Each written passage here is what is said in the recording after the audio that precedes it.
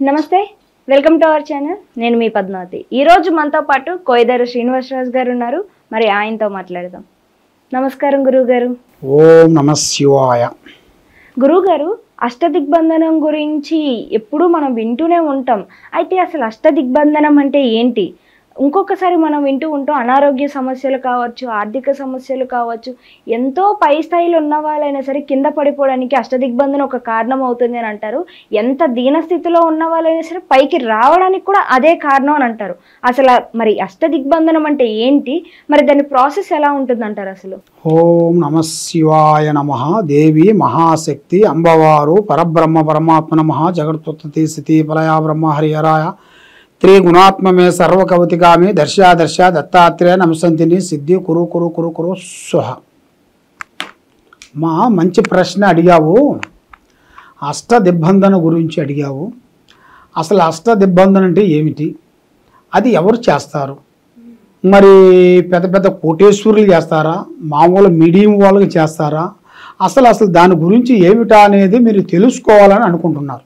అష్టదిగ్బంధన అంటే అమ్మా, చాలామంది బాగుపడుతుంటే వాడవలేక దాని గురించి వాళ్ళ కంపెనీలు కానీ, వాళ్ళ బిజినెస్లు కానీ, వాళ్ళ రాజకీయ దాంట్లో కూడా ఎదిగే గురించి కానీ, వాళ్ళు చేసే బిజినెస్లలో పెద్ద డెవలప్మెంట్ అయ్యే దాని గురించి అయినా కానీ, అలాంటి వాళ్ళకి అంటే వీళ్ళకి చేస్తారు వాళ్ళకి చేస్తారు అనేది ఉండదు. దాంట్లో ఎవరికైనా చేస్తారు.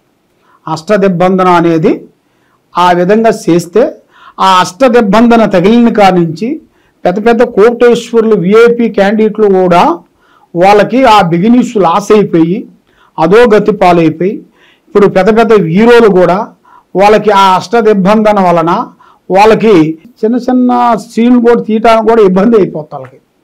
ఎందువల్ల అంటే ఆ ఎఫెక్ట్ వాళ్ళ మీద చేసిన దాని వలన అలా అయిపోతుంటారు.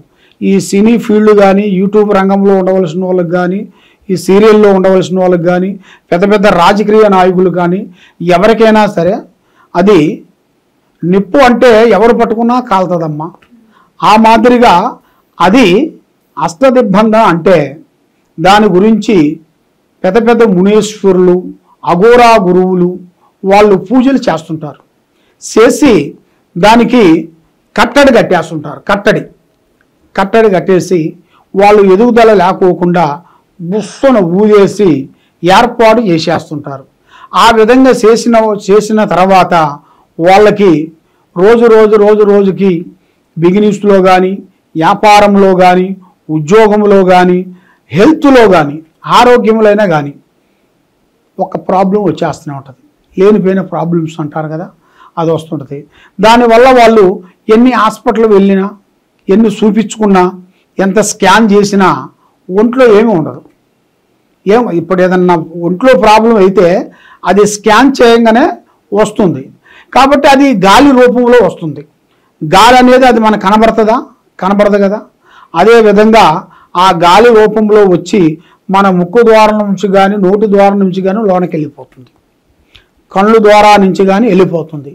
వెళ్ళిపోయిన తర్వాత ఆరోగ్య సమస్యను తెస్తుంది. తర్వాత కుటుంబంలో భార్యాభర్తల మధ్యలో కొన్ని కలహాలు, చికాకులు, ఇబ్బందులు, అన్నదమ్ముల మధ్యలో కొన్ని బంధుమిత్రులలో కొన్ని సమస్యలు, తర్వాత మెయిన్గా ఆర్థిక ఇబ్బందులు కొన్ని ఎదురవుతాయి. ఈ ఆర్థిక ఇబ్బందులు ఎదురైన దాని నుంచి వాళ్ళకి ఏ పని చేయాలన్నా కూడా వారికి చేయబుద్ధి కాదు. ఎందువల్ల అంటే వాళ్ళ మైండ్, మనసు, ఆలోచన కరెక్ట్గా ఉండదు. మరి అది ఏమి జరుగుతుందా అనేది వాళ్ళు తెలుసుకోవాలి కదా. మరి అది ఏమి జరుగుతుంది, మాకు ఎందుకు ఇలా అవుతుంది, ఇంతకుముందు నేను మంచిగా కష్టపడి సంపాదించాను, ఇప్పుడు సంపాదించలేకపోతున్నాను, ఏ పనికి పోయినా ఆ పనికి పోబుద్ధి కావట్లేదు, ఇంట్రెస్ట్ రావట్లేదు, పండుకుంటే లేవబుద్ధి కావట్లేదు, పండుకుంటే మందమైపోతుంది, కళ్ళు మంటలైపోతున్నాయి, ఏ పని హుషారుగా చేయలేకపోతున్నాను అన్న ఆ ఫీలింగ్ అనేది వస్తుంటుంది మనిషికి. అర్థమవుతుందమ్మా? అలాంటి ఫీలింగులు అనేది మనిషికి వస్తుంటాయి. అలాంటి ఫీలింగులు వచ్చినప్పుడు మనం జాగ్రత్త పడాలంటే అది ఎలా వచ్చిందో మనకు తెలియదు. కాబట్టి ఆ వచ్చిన ప్రాబ్లాన్ని మనం సాల్వ్ చేసుకోవాలి. అది సాల్వ్ చేయాలంటే పెద్ద పెద్ద గురువులు, మాలాంటి పెద్ద పూజారులు గురువుల దగ్గరికి వెళ్తే దానికి ఒక సొల్యూషన్ చెప్తారు. ఎలా వచ్చింది, దానికి మీరు ఎలా తీసేసుకోవాలి, ఏ పూజ చేసి ఏ అష్టదిగ్బంధన చేసి మీకు చేస్తే మీలో ఉండాల్సిన ఆ ప్రాబ్లం అనేది ఎలా వెళ్ళిపోతుంది అనేది మీరు తెలుసుకొని ఆ విధంగా మీరు పాటించినట్టుగైతే తప్పకుండా ఎలాంటి ప్రాబ్లం ఉన్నా కూడా దానికి ఆ అష్టదిగ్బంధన పూజాబలం చేసేది ఉంటుంది. ఆ అష్టదిగ్బంధన పూజాబలం చేసి ఆ అష్టదిగ్బంధన అంటే అది ఎక్కడ పడితే ఎక్కడ ఎవరు పడితే అప్పుడు చేసేది కాదు. దానికంటూ ఒక టైం అనేది ఉంటుంది.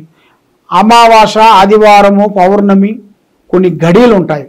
అలాంటి గడియలలో ఆ అష్టదిగ్బంధన ఎవరికి తగిలిందో వాళ్ళు ఒకసారి మా దగ్గరికి సంప్రదించినట్టుగైతే వాళ్ళ గురించి మళ్ళీ అదే ఆదివారం కానీ, అమావాస కానీ, సూర్యగ్రహణం కానీ, చంద్రగ్రహణం కానీ అదే రోజున వాళ్ళ పేరులో అమ్మవారు పూజా బలం పెట్టి వాళ్ళ మీద నుంచి ఏ ప్రాబ్లమ్స్ ఉన్నాయో ఆ ప్రాబ్లమ్స్ అనేది మొత్తానికి మేము తీసేయగలుగుతాము. ఎలాంటి సమస్యలు ఉన్నా కూడా దానికి సొల్యూషన్ చెప్పగలుగుతాము. మా వల్ల అయ్యేంతవరకు మేము చేస్తాము. మా వల్ల కానిది పెద్ద గురువులు ఉంటారు, ఆది గురువులు, అఘోరా గురువులు అంటారు. ఆ గురువులతోనూ కూడా మేము చేయిస్తుంటాం.